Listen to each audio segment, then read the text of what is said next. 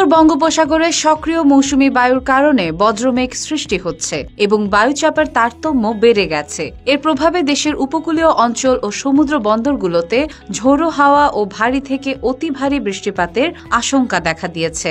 এই পরিস্থিতিতে চট্টগ্রাম, কক্সবাজার, মোংলা ও পায়রা সমুদ্র বন্দরকে ৩ নম্বর স্থানীয় সতর্ক সংকেত দেখাতে বলা হয়েছে। ১৭ জুন আবহাওয়াবিদ হাফিজুর রহমান স্বাক্ষরিত এক বিশেষ বিজ্ঞপ্তিতে এই তথ্য জানানো হয়।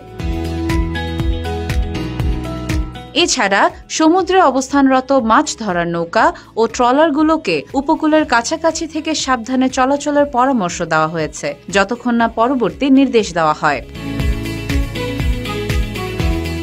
আবহাওয়া অফিস জানিয়েছে ১৮, ১৯ ও ২০ জুন এই ৩ দিন সন্ধ্যা ৬টা পর্যন্ত দেশের রংপুর, রাজশাহী, ময়মনসিংহ, ঢাকা, খুলনা, বরিশাল, চট্টগ্রাম ও সিলেট বিভাগে দমকা হাওয়া সহ হালকা থেকে মাঝারি ধরনের বৃষ্টি অথবা বজ্রসহ বৃষ্টি হতে পারে।